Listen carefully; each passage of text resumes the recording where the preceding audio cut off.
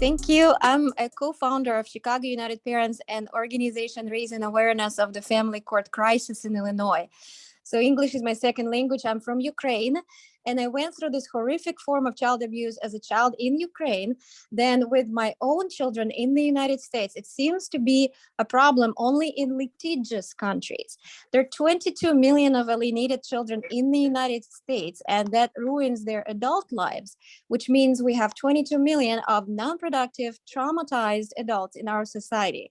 It's a hugely important topic that we're discussing today. So parental alienation is when a loving, trusting child starts disrespecting, rejecting, judging, or being afraid of one of the parents in the midst of family court proceedings.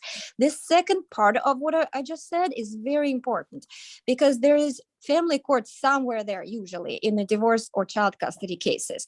It happens to both moms and dads. Now, it used to be that fathers were mostly being alienated from their children, and that's why we see a lot of crime in Chicago now. And now it's more and more mothers who are victims of the same adversarial and inhumane family court system. So it's not father's rights issue, not mother's rights issue. It's children who are at stake here. Children have a right to not be traumatized. Children have a right to both of their parents. It's also a crime prevention issue, suicide and homicide prevention issue. It's also a child protection issue and the human rights issue. Like a U.S. Constitution gave us this right, and the Illinois State Court decides to take it away. So children are equally harmed whether you take their mother or their father away from their heart and soul. To learn more, go to Chicago United Parents website is chicago-up.org. It's chicago-up for unitedparents.org. Yeah, well, you said a lot, but it's really what we have to recognize is that mothers and fathers that are fit to be in their children's lives are saying, I'm fit. I don't put my child in danger. I don't put my children in danger. Please don't take them away from me. We have a guest here today, Richard Thomas. We want to give him an opportunity to open up. And I see a good friend, Edward Bush, here that is suffering from cancer. Welcome to the show, everyone. Richard. Thank you so much for hearing my words. My words are a bit stressed because I just went through an unbearable tragedy that I will get to later. But as far as parental alienation, my story short was in the year 2003. I was a part of an American Dream family, no dysfunction. And in 2003, tragically, my wife wanted a divorce, which is her right to do. But then we both got introduced to the divorce court system. Neither one of us had claimed abuse on either one of us. There was no abuse prior to 2003, no accusations. Once divorce was filed for, I started to notice that my children were showing great disrespect for me, and I didn't know what the origin was. My wife was given temporary custody, and that's when the parental alienation really sped up. There was groundwork for the parental alienation done before. I don't want to stop you, Richard, but when you say parental alienation, that's a word that people don't understand. We know what it means to alienate. What do you mean that your wife started parental alienation? Yes. What does that mean? Yeah, excellent question. In the most simplest term, parental alienation in the context of a divorce is when one parent attempts to sabotage the relationship. Now, this causes great stress on the children, developing children, and this negatively impacts their lives. I witnessed it myself. Let me give you examples. I have evidence, recorded evidence, that my ex and her members of her family, in the context of divorce, was playing the "Whose side are you on" game with my young daughter Rachel. Our young daughter Rachel, "Whose side are you on, mommy's or daddy's?" For which the only acceptable response was mommy. When you try to strip away half of a child's identity, it causes an internal torment. And I have other examples of a campaign, an ongoing campaign to delete me from the children's lives. And that culminated in one judge's decision that I will quickly read. Judge Larry B. Grimminger, dated December 5th, 2008, after we had a lengthy trial. This was one of many lengthy trials in our case. The evidence of parental alienation by mother of the children's relationship with their father is overwhelming. Services must immediately be instituted to address the issue of parental alienation. End quote. And the cavalry never came, even though the court system eventually, after I spent my life savings, came to the conclusion that extreme bizarre parental alienation had occurred in our case. The court still is woefully inadequate to seek the remedy for parental alienation. Are you saying that no matter what, right or wrong, fit parents, regardless to whatever, it doesn't matter? The court is going to go by I guess, a standard.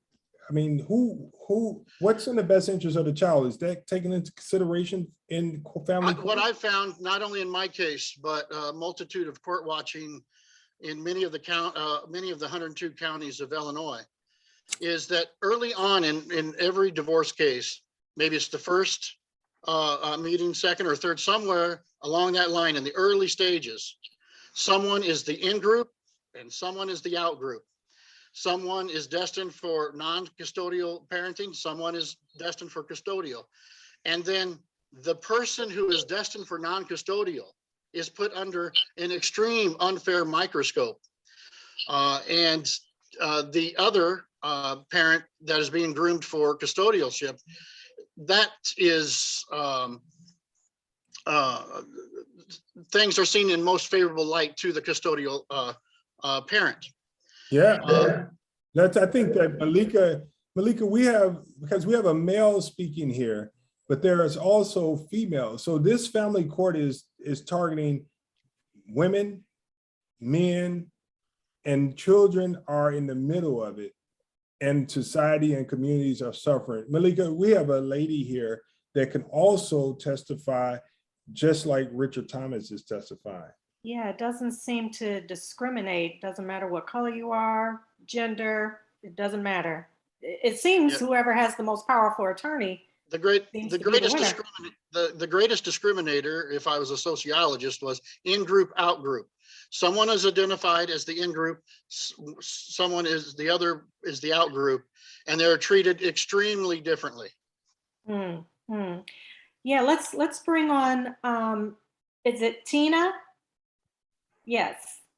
Tina, you want to share your experience, please? You don't hear Tina. And so we also, okay, we have LaShonda McKinney. Yes. Yes, good evening. Good evening.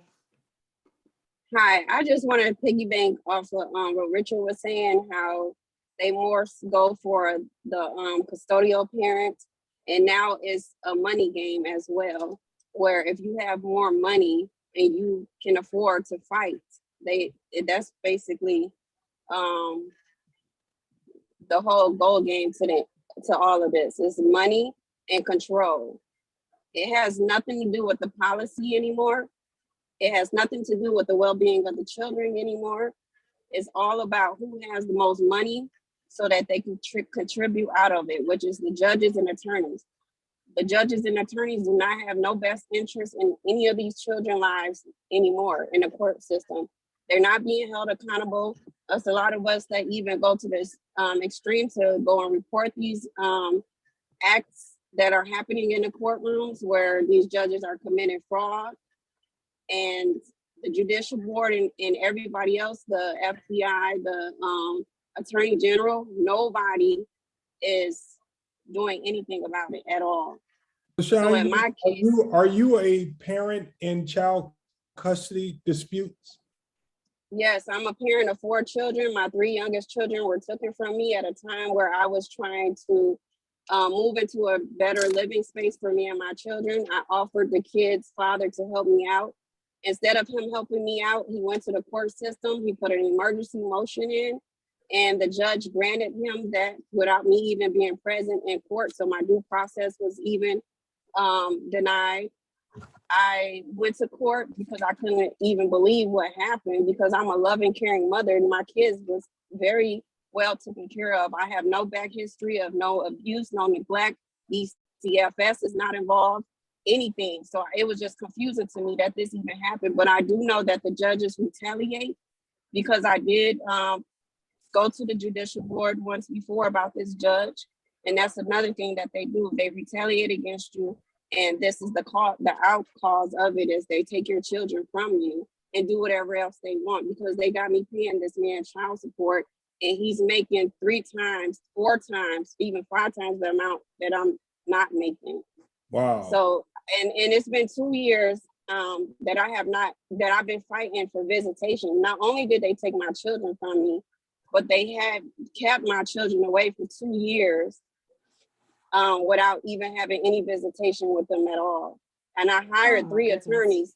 The 3 attorneys came in and took my money, and they were having meetings with the judge and my kid's father, attorneys, all together without me being present. So it's just very corrupted. None of this would even happen if the judges and the attorneys were held accountable for their actions that they are doing to people's families. They are actually making things worse than bringing everybody together. It would not be no parental alienation if the court system did what they had to do for each and every family. Wow. So Yeah, the courts are messing up families, in your opinion. Meleika? Yeah, and there's no consideration children having to process what's happening. If they haven't seen one parent, there all sorts of things are going through their head, questions not being answered, because other adults are trying to protect them from the truth of what's actually happening, and then ends up hurting them more so in the end. It just really breaks my heart, and my heart goes out to all of you all and all of those listening who are going through this type of thing, and to the children out there who are really the ones on the losing end of all of this. And I believe Barbara is on. She shared a story as well. Yeah. Is Barbara still with us? Yes, I am. Oh, there she is. Yeah. What you're saying is so true, because I really come from, my background's early childhood education, and I come from, what is right for the children. And when I went into mine, I was trying to be as diplomatic as I could. I felt very strong that my children needed their father there to have both parents. He wanted me to move away. And I said, I want my children to have both parents. And he had been, very active in their lives. But I knew parental alienation. I was suspecting it, but at the beginning part of a divorce too, you think the children are acting out and doing different things. And what happens, this is like cult behavior. It is brainwashing cult behavior. It is not the same behaviors as emotionally abused children, foster children. They all want to go back to their parent, but it is like a covert cultivation, and really to heal it, you have to use cult. And many therapists and professionals don't even understand. It's counterintuitive to what most approaches and protocols would be. And so it happens quickly. And once it's like they're radicalized, and they don't even realize those are not their thoughts, but it is against the other parent. And my daughter at 15 ended up taking her life in my former husband's home while he was home. Yet I am being targeted as the bad parent. And now this has gone on with my other daughter, and I'm like, they want to blame somebody. And I agree with LaShonda, like I had 3 different attorneys. My former husband was a PhD, a CPA, a college professor, stoic in the court, and I'm crying because my children are in trouble. I know my children emotionally are in trouble. So you get pegged, you get penalized. You don't know what attorneys, and I thought courts were justice. So I went in thinking this will be just, this will be fair. And I didn't realize that family courts and family law does not follow the same aspects of other arms of the law. And I now, knowing what I know, but by the time we get divorced too, many people like myself, I was afraid to leave this narcissistic person because it is so difficult to leave that kind of personality. And I don't like labeling, but now I know today, and that, we used to call it controlling, but when, you are emotionally disruptive at that time even. And so having this, my goal is, by speaking out, I just became a published author with my story because I want to save the children. Like Anastasia said, our children are the collateral damage. And as Jeffery said, the crime is affecting our culture, our families, but it is not just men, it is happening with women too.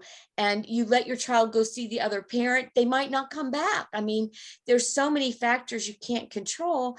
And the other thing, we're hushed. If you speak out, it's like you're penalized and you're labeled, and it's a crapshoot if you start to speak out, and you don't want to ruin your relationships with your siblings. And so you're alone in this journey. It's the most horrific thing that you can experience.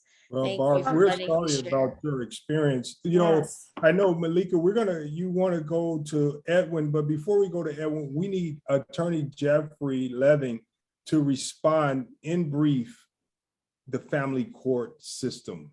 Jeffrey, I mean, you heard the complaints from these families. You've heard men, you've heard women, and they're complaining about this system. Jeffery Leving, attorney, you're in the court system. You heard the complaints about attorneys speaking behind the parents' back, making deals. Jeffery, what do we need to do?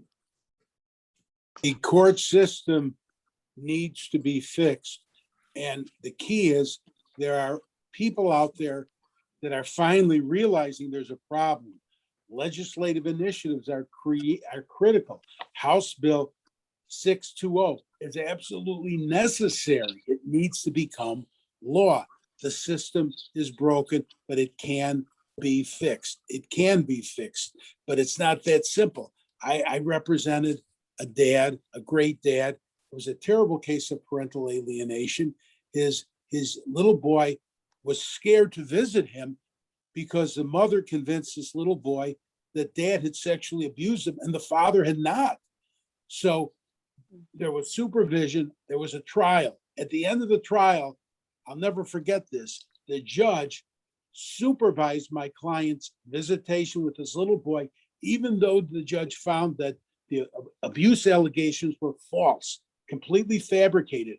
The judge believed that the little boy needed to have a monitor, a supervisor, while visiting dad, because the boy believed he was abused, even though he wasn't. So the abuse was false, it was fabricated, but the little boy believed it was truthful because of the horrific parental alienation. It never should have gotten this far. It never should have gotten this far. And there were mental health professionals involved. I cross-examined two of them and ripped them to shreds. And I believe both of them were either lying or not competent, or something else was going on, because they both supported a position supporting parental alienation. So fixing the system is more than fixing the system. It's fixing all the components of the system. This is a very terrible situation. And one thing we have to remember is the ultimate victim in parental alienation, it's not an issue of fathers, mothers, grandparents, families, even though they're all impacted. The issue has to do with the children, because parental alienation also separates siblings, separates children. It destroys relationships between children. I know a little boy that never even met his older sister because of suspected parental alienation, never met her. And she died. He never met her. They never met each other. And that little boy grew up and became a man and that little boy is me. That's one of the reasons I do. Oh, wow. One of the reasons I do this. Wow, Jeffrey. Oh, Meleika, wow. I think Tina her mic is working because we need Yeah. to go to Tina. Thank you for that, Hi. Attorney Leving. Thank you. Okay, Thank Tina. you. Hi, thank you so much for having me. This is all about racketeering. This has been set up for judges and attorneys to make millions and millions of dollars. This is what it equates to. If you don't have any money, you're not going to have long litigation. Okay. What happens is you have attorneys that sit down, see the assets of the parents, and after that, it's all set up. This parental alienation would never happen. The judges allow this to happen. I have not seen my son in almost 4 years. Oh. My son was taken from me within hours of my husband's suicide. He was never returned back to the state of Illinois, which is technically kidnapping. I've dealt with the FBI, met with them. They've warned me about attorneys doing criminal activities regarding this. This is all about money. My son was diagnosed with adjustment disorder, depression, and anxiety.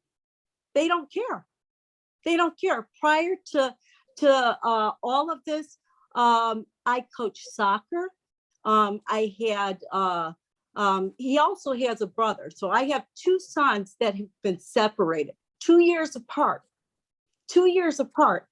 And what's so bad about all this is the corruption. It's the judges and the attorneys. They sit and plot and conceal and just scheme everything. They get all these psychiatrists together. They are all buddies. I've even traced where campaign donations are given to the judges. Until the FBI, John Losh, the U.S. attorney, do what they should do, nothing will ever change. Mr. Ford, you can pass so many different bills. It doesn't matter. We have joint parenting agreement. We have best interest. They don't care about the best interest, because if they really did, none of this would happen. Everyone knows Tina, that let's let Jeffrey Levin, the attorney, answer that, because that I do believe that when you take away some of the judge's discretion, it helps. Attorney Tina said that it doesn't matter what the law says. You're in the courtroom. What's your take? One thing I do is I study the judges before I even have a case in front of a judge, because you could have 2 different judges that could make 2 completely different decisions in the same case. So it's important to know who the judge is, because if you're in front of the wrong judge, hopefully your lawyer will know enough to file a motion for a substitution of judges to try and get away from that judge, if that judge could do something harmful to you or your children. So it's really important to study the system and know who is who. That's critical. There was one judge in a case I handled who I thought was horrific. We were having a pretrial conference, and in the conference, he was making fun of my client.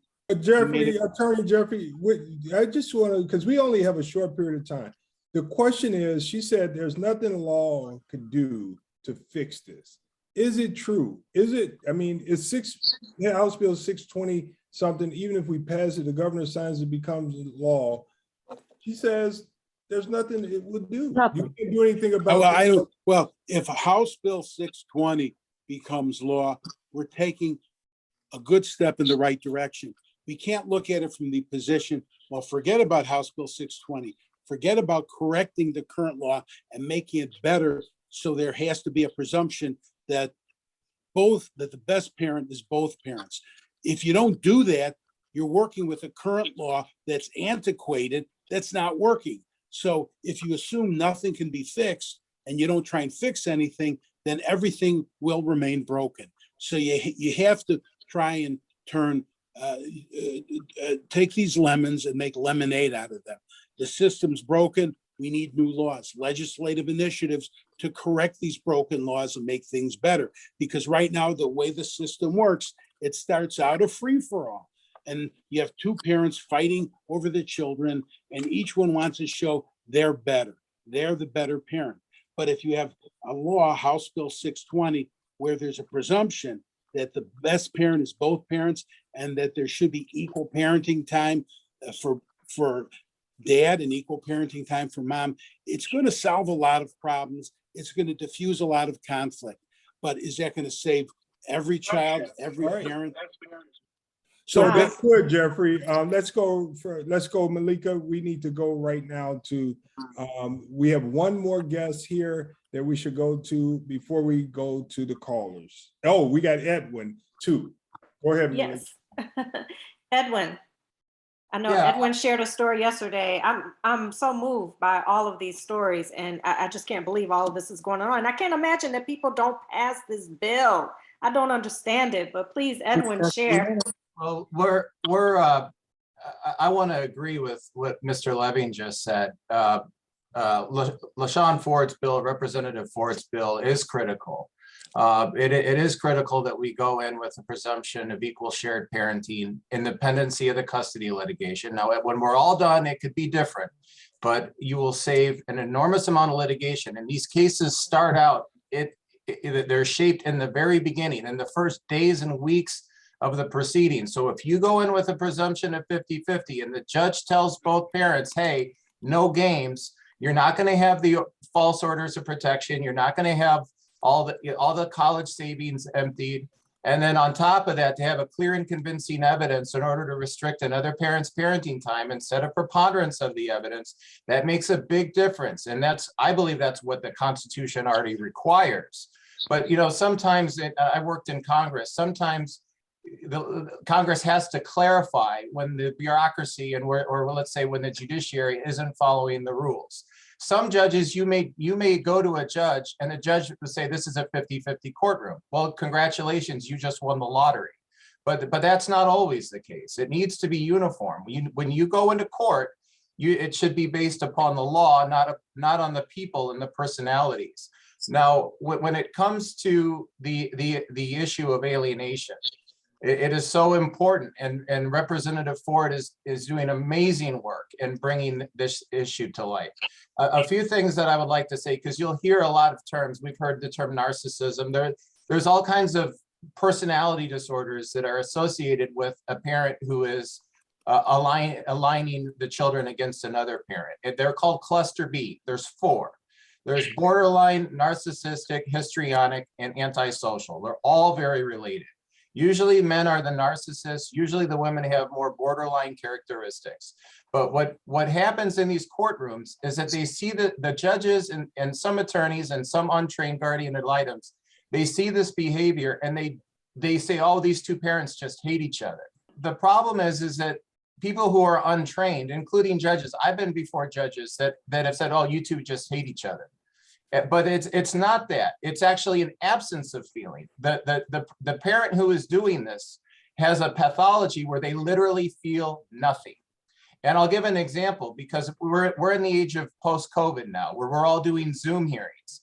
We're bringing to light this issue. Okay, I have stage 4 pancreatic cancer. I have a life expectancy of months, if I'm lucky, a few years. So there's no custody battle that I can win. So I went before Judge Grace Dickler, who's the presiding judge of the Domestic Relations Division. She took my case for a bit. And my ex-wife, I was cross-examining my ex-wife, and I asked her, do I have cancer? And she's like, well, I don't know. And then later she stated at the end that I shouldn't have parenting time with my children because I may die on them. Oh my God. And I recorded it. I recorded this. Now, this isn't the age of Zoom. I recorded her making that statement for a lot of reasons, because we all want to bring to the public what's happening in these family law courts. Well, Judge Dickler found out that I recorded it, and she ordered me to have supervised parenting time because I recorded it. and got that statement out into the public. That was an order entered on December 6th of 2021. And she was clearly explicit that my parent, a terminally ill father, is going to get supervised visitation with his children for recording his ex-wife saying that he shouldn't have parenting time with his kids because he may die on them. Wow. Oh my gosh, Edwin, we're so sorry. Sorry. You know, The atrocities that we experience are just unbelievable. So I know you all are being shocked, but this is like everyday life with them. we have men and women being attacked by the court system. We have to go to Cara at this time before we go to our callers on the air. Let's go to Cara. Hi, thank you so much for having me. Can you hear me okay? Yes. Yes. So I'm the other side of this discussion. Actually, parental alienation was used in my case against me, and it ended up in the result of my 2-year-old son, James Riker Beale, dying. There was evidence of child pornography. There was evidence of rape. My ex had actually admitted to raping me 5 times, and he was still given unsupervised custody with my kids. I actually had evidence of this because during my order of protection, the text messages were presented along with my ex's own statement in court stating that he did send those text messages admitting to raping me. So I had my kids taken away from me because they were saying that I was alienating my ex because I didn't want my children around my ex, who admitted to being a rapist and admitted to being a greater risk of rape to my children. Now, I am very sorry for Mr. Leving's experience where he was being told that he was sexually abused. That was not the case with both of my children. My son, who was less than 2, had a prolapse rectum the size of an orange. He was dying August 13th of 2019, high risk for morbidity, mortality, and complications, even with a rectal repair surgery. He ended up dying due to a cervical spinal cord injury. I'm not the only mother who has had to have her child die during family court. And it is one of the most saddest things that can happen to you. I still have to share 50-50 custody with this man. Even though he has been charged with a Class X felony of criminal assault against myself, criminal sexual assault. He was charged with 2 counts of aggravated domestic battery against myself, and he was charged with 2 counts of domestic battery against myself. My daughter has been crying out for 3 years that she has been sexually abused. She has shown every sign of a sexually abused child. The therapists agree that she's been sexually abused. The court has actually ordered her to go to sexual abuse therapy with the Child Advocacy Center. And this man admitted that this hard drive full of child porn was solely his property. There is a statute that says that because he didn't have 3 years of possession of this child pornography. I don't want to cut you off. Your story, the moral of your story is the court system failed and is continually to fail children and families. I don't want to cut you off, but Meleika, we have to go to Dr. Pollack, and we have to go to Olga, and then we have to take calls. This is our last round. We got to go speed round at this time. Dr. Pollack. I'll talk as fast as I can. You can hear me okay, right? Yes. Okay, just so, look, I sat in a courtroom and listened to Judge Raymond Collins say, I don't care what the evidence is, even if I believe 100% of it, I'm still giving 100% custody to the father with no contact with the mother whatsoever. Okay, the mother was pro se, and the judge allowed the attorney to testify. No, nothing from the mother, nothing from the father. 100% of the testimony was from the attorney. Since when are attorneys supposed to be testifying in court? Okay, this system is truly broken. The judges and the lawyers need to be taken out of it completely, and the shrinks that are involved in this, most of them are criminal anyway. You know, in a murder case, you have a shrink on each side. One that says the guy's completely nuts. The other one says he's completely lucid and can definitely stand trial. So the reality is that parents need to work this thing out. I don't know who they work it out with, but they need to knock this crap off. and You're quit right, Dr. Pollack. themselves. That's the good message, Dr. Pollack. Parents need to not take this to the courts. They need to work it out. That's very strong, and I agree with you. We have to go to Olga, and then we got to go to calls. Callers on air. Olga, are you there? Olga, she's not there. All right, Devin, let's go to our callers. Caller 1. Yeah, so I just wanted to, my question was for Mr. Leving. First, I wanted to thank him because he helped a good friend of mine who was dealing with a really difficult custody case, get visitation with his children in custody.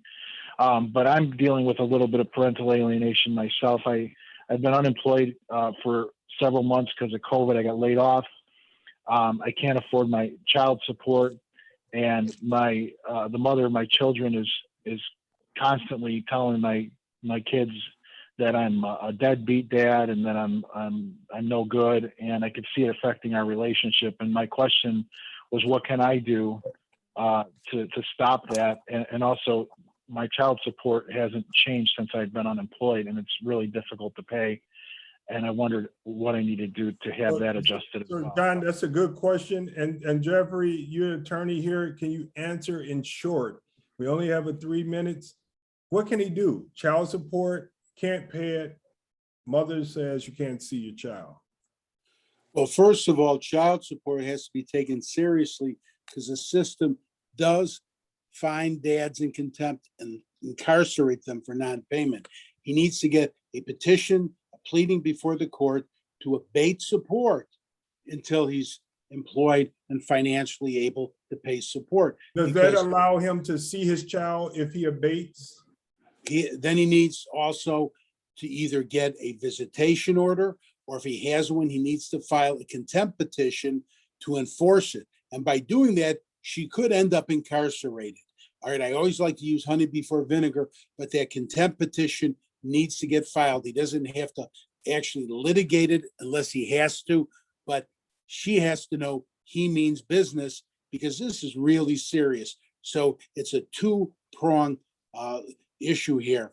He has to file the pleading to abate support and also get a visitation order, and if he has one, enforce it. Now, there's other ways to do it. Good enough for him. That's good enough for him. He's got to get legal advice. We got to go to another caller. Caller number 2. You're on the air. Chicago Hill. Jeff. Hey, Jeff. I'd like to say that I think what Mr. Leving has done in fighting against parental alienation and gender bias in the court system is fantastic. And I wanted to ask him what he thinks the biggest obstacle in the judicial system is right now that fathers have to overcome. The biggest obstacle right now is not having House Bill 620 as law. That's the biggest obstacle. It needs to become the law. We're going to go to caller 3. Thank you, Jeff. Caller 3. Devin, Sandy. bring them on. Hi, my name is Sandy. I've been in the court system for over a decade.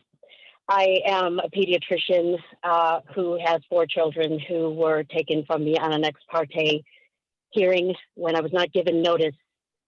The attorneys and child reps wrote in the orders that they gave me notice.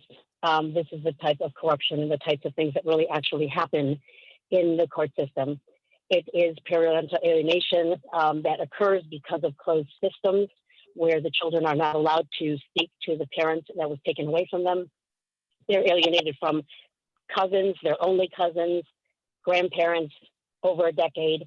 This continues and continues, and the abusive alienator parent does not allow the children to reach out to them or vice versa. We got to go to Anastasia right now because there's a date coming up on April 25th, right, Meleika? Anastasia, tell us about that date. Well, actually, every year on 25th of April in every country, there is a International Parental Alienation Awareness Day.